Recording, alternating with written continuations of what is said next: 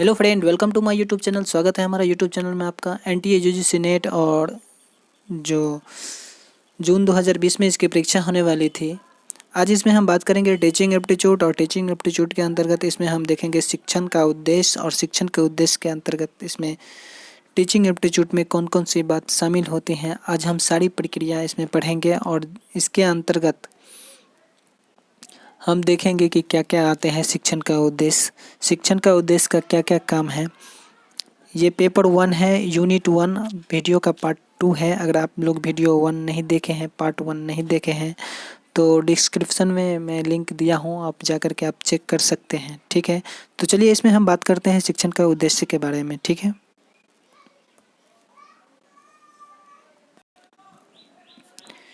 शिक्षण का उद्देश्य, ऑब्जेक्टिव ऑफ टीचिंग, यह दो विद्वानों द्वारा स्पष्ट किया गया है। सबसे पहले ब्लूम द्वारा शिक्षण का वर्गीकरण, और दूसरा है गैग्ने और ब्रिक्स के द्वारा गैग्ने और ब्रिक्स के द्वारा वर्गीकरण। ठीक है, ब्लूम द्वारा शिक्षण का वर्गीकरण यह 3 प्रकार के हैं, और यह गैग्ने और ब्रिक्स के द्वारा वर्गीकरण यह 4 प्रकार के हैं। ठीक है, इसके अंतर्गत हम देखते हैं कि कौन कौन सी है आते हैं ब्लूम द्वारा शिक्षण का वर्गीकरण। ठीक है, ब्लूम द्वारा शिक्षण का वर्गीकरण यह कुल 3 प्रकार के हैं। जो सबसे पहला है ज्ञानात्मक ज्ञान क्षेत्र, और दूसरा है भावात्मक ज्ञान क्षेत्र, और तीसरा है मनोसंरचना ज्ञान क्षेत्र। ठीक है, ज्ञानात्मक ज्ञान क्षेत्र के अंतर्गत सबसे पहले आते हैं ज्ञान। ठीक है, दूसरा आता है बोध, तीसरा आता है उपयोग, चौथा आता है विश्लेषण, और पांचवा आता है संश्लेषण, और छठा आता है मूल्यांकन। ठीक है, इसी प्रकार से आपका भावात्मक ज्ञान क्षेत्र है। इसके अंतर्गत सबसे पहले आता है आकलन, दूसरा आता है आग्रहण, तीसरा आता है प्रतिक्रिया, चौथा आता है संयोजित करना, और पांचवा आता है निरूपण करना। ठीक है, अब है आपको मनोसंरचना ज्ञान क्षेत्र। इसके अंतर्गत सबसे पहला आता है हस्तकौशल, दूसरा प्रतिरूपता, तीसरा स्पष्ट, चौथा अभिव्यक्ति, और पांचवा परिशुद्धता। ठीक है दोस्तों, चलते हैं हम आगे। आगे है गैग्ने और ब्रिक्स के द्वारा वर्गीकरण। गैग्ने और ब्रिक्स के द्वारा यह कुल 4 प्रकार के उद्देश्य वर्गीकृत किया गया है। इसमें जो सबसे पहला है ज्ञानात्मक रणनीति, दूसरा है बौद्धिक कौशल, मनोदृष्टि, और तीसरा है मौखिक सूचना, और चौथा है संचालन तंत्र और शारीरिक क्षमता। ठीक है, तो हमने देखा है कि ब्लूम द्वारा शिक्षण का वर्गीकरण, ठीक है, और गैग्ने के द्वारा शिक्षण का वर्गीकरण। इसमें हम बात करेंगे कि ये जो ब्लूम द्वारा शिक्षण का वर्गीकृत है, और ज्ञानात्मक क्षेत्र, भावनात्मक क्षेत्र, और संरचना ज्ञान क्षेत्र। ठीक है, इसके अंतर्गत ये जो सभी मदें हैं, ज्ञान, बोध, उपयोग, इन सभी को हम व्याख्या एक विस्तारित रूप में करने वाले हैं। ठीक है, तो सबसे पहले हम देखते हैं ब्लूम द्वारा शिक्षण का वर्गीकरण। इसमें ब्लूम द्वारा शिक्षण का वर्गीकरण, ये ब्लूम ने शिक्षण का अनुदेशात्मक उद्देश्य को 3 भागों में 1956 में बांटा, जिसे अंग्रेजी भाषा में 3H भी कहा जाता है। इसे अंग्रेजी में आप याद रखने के लिए 3H भी के नाम से भी आप याद रख सकते हैं। 3H का ये शॉर्ट फॉर्म है, ज्ञानात्मक, भावात्मक और संचालित ज्ञान क्षेत्र। ठीक है, यह निम्न प्रकार के हैं। सबसे पहला है आपका ज्ञानात्मक ज्ञान क्षेत्र। ज्ञानात्मक ज्ञान क्षेत्र उसे कहते हैं ज्ञानात्मक ज्ञान क्षेत्र बौद्धिक क्षमता के विकास से संदर्भित है। यह क्या है? बौद्धिक क्षमता के विकास से संदर्भित है। इसे कुल 6 प्रकार से विभाजित किया गया है। इसे क्या किया गया है? कुल 6 प्रकार से विभाजित किया गया है।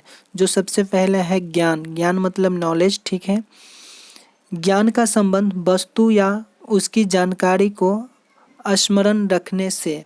किसी भी वस्तु का मतलब आपको जानकारी है, उसका स्मरण है आपको, उसी को ज्ञान कहते हैं।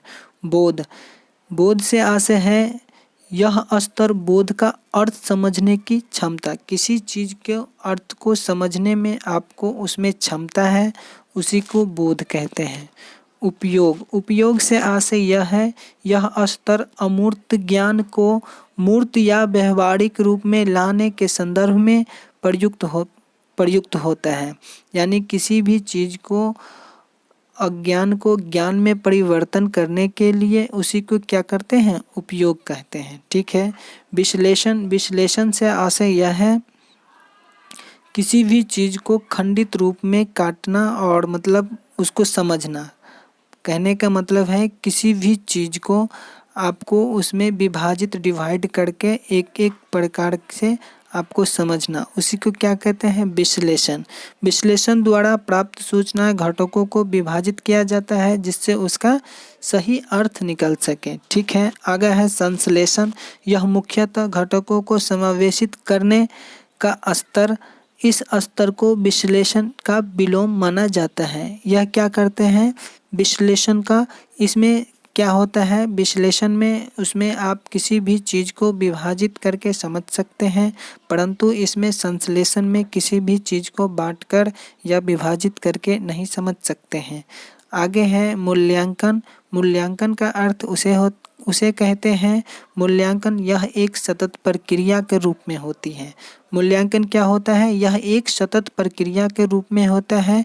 यह विशेष प्रयोजनों में प्रयुक्त तरीके और सामग्री के बारे में किया गया निर्णय है। यह क्या है, किसी भी चीज के तरीकों को सामग्री के बारे में किया गया यह निर्णय है। तो हम लोग ने देख लिया है ज्ञानात्मक ज्ञान क्षेत्र। ज्ञानात्मक ज्ञान क्षेत्र के अंतर्गत इसमें ज्ञान, बोध, उपयोग, विश्लेषण, संश्लेषण और मूल्यांकन, ये कुल 6 मद आते हैं, आपको ध्यान रखना है। आगे इसमें हम बात करते हैं भावात्मक ज्ञान क्षेत्र। भावात्मक ज्ञान क्षेत्र उसे कहते हैं जो किसी भी शिक्षक के द्वारा किसी चीज को बताए और विद्यार्थी यानी कि स्टूडेंट उसी प्रकार से समझ सके, उसी को क्या कहते हैं, भावात्मक ज्ञान क्षेत्र।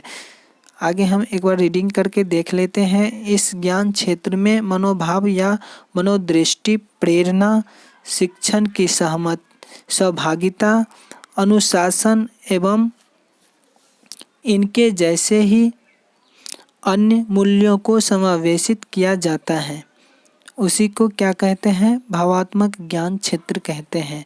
इसके भी 5 मुख्य स्तर हैं। सबसे पहला है आकलन। आकलन जो हम सीखते हैं और उसकी महत्व, किसी भी चीज़ को हम अगर सीखते हैं उसी को आकलन कहते हैं। ठीक है। आग्रहण, सुनने की इच्छा। सुनने की इच्छा, आग्रहण मतलब क्या होता है, किसी भी चीज़ को ग्रहण करना। कोई भी चीज़ हम जब सुनते हैं उसको क्या करते हैं, ग्रहण करते हैं। प्रतिक्रिया, सहभागिता की इच्छा। आगे है संयोजित करना यानी कि मिलान करना। किसी भी चीज़ को मिलान करने जब किया जाता है उसी को क्या कहते हैं, संयोजित करना कहते हैं। निरूपण करना, किसी चीज़ को अंतर स्पष्ट करना। ठीक है। अंतर करना या अभिव्यक्त करना, किसी चीज़ को अंतर करना या अभिव्यक्त करना, उसी को क्या कहते हैं, निरूपण कहते हैं। आगे इसमें हम बात करते हैं मनोसंचालित ज्ञान। मनोसंचालित ज्ञान किसे कहते हैं, मनोसंचालित ज्ञान से आशय इस ज्ञान क्षेत्र को मनोज्ञात्मक, मनोप्रेरक या क्रियात्मक, यह 3 प्रकार के तीनों नाम से पुकारा जाता है। मनोज्ञानात्मक, मनोप्रेरक या क्रियात्मक, यह तीनों नाम से बुलाया जाता है इसे। यह तकनीकी कौशल के अधिग्रहण से संबंधित इस ज्ञान क्षेत्र के भी 5 स्तर होते हैं। इसमें क्या होता है, इस ज्ञान को भी क्या होते हैं, 5 स्तर होते हैं। सबसे पहला होता है हस्त कौशल या कार्य साधन।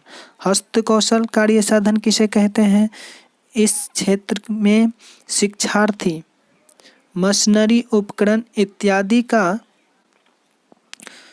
प्रयोग करने का प्रयत्न करता है जिससे उसका आत्मविश्वास बढ़ता रहे। ठीक है। अगला है प्रतिरूपता। प्रतिरूपता से आशय यह है इस स्तर पर शिक्षार्थी के कौशल को उसी रूप से अपनाने का प्रयास करते हैं। यानी कि क्या इसमें क्या होता है, शिक्षार्थी को यानी कि टीचर उसी रूप से समझाने का प्रयास करते हैं जिस रूप से विद्यार्थी समझना चाहता है। ठीक है। अस्पष्ट अभिव्यक्त आगे है तीसरा, स्पष्ट अभिव्यक्त। स्पष्ट अभिव्यक्त उसे कहते हैं यह स्तर सतत अभ्यास पर निर्भर करते हैं। यह क्या करते हैं, सतत अभ्यास पर निर्भर करते हैं। कहने का मतलब यह है किसी भी कार्य को अगर आप करते हैं तो आपको उस कार्य को करने की एक अभ्यास हो जाती है आपको। ठीक है।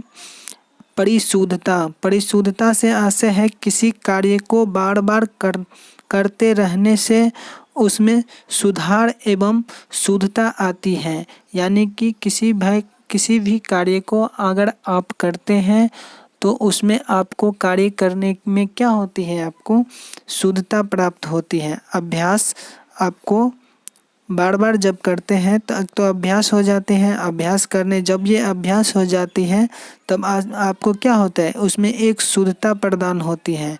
उस कार्य को करने में आपको सुधार हो जाते हैं, शुद्धता प्रदान होते हैं। आगे है प्रतिकरण से आशय इस स्तर पर शिक्षार्थी शिक्षण के अनुरूप कौशल को आत्मसता रखना, संशोधन करना, नई तकनीकी के नियत करना इत्यादि को आत्मसत कहते हैं। ठीक है।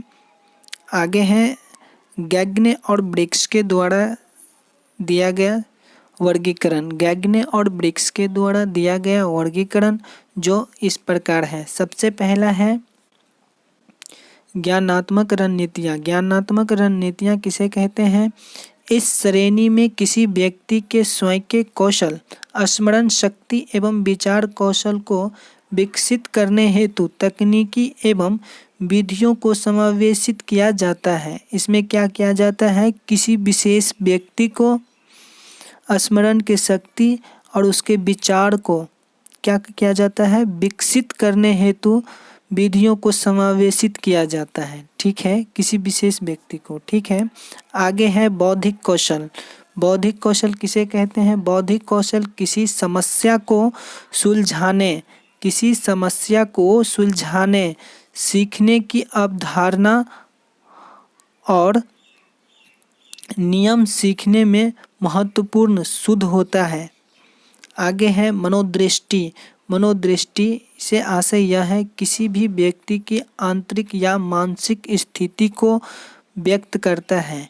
किसी भी व्यक्ति को आंतरिक या मानसिक स्थिति को व्यक्त करते हैं, उसी को मनोदृष्टि कहते हैं। आगे है मौखिक सूचना। आगे क्या है, मौखिक सूचना। मौखिक सूचना से आशय है मौखिक सूचना का उपयोग किसी व्यक्ति द्वारा ज्ञान का आयोजन करने के संदर्भ में होता है। किसी व्यक्ति के द्वारा ज्ञान का आयोजन करने के संदर्भ में होते हैं, उसी को मौखिक सूचना कहते हैं। आगे इसका लास्ट है संचालन तंत्र और शारीरिक क्षमता। संचालन तंत्र और शारीरिक क्षमता से आशय है इस स्तर पर मस्तिष्क, तांत्रिक प्रणाली और स्नायु तंत्र एक साथ कार्य करते हैं एवं उनमें सामंजस्य कैसे स्थापित करना है इसके अंतर्गत आता है। ठीक है दोस्तों, हम लोग ने समझ लिया है कि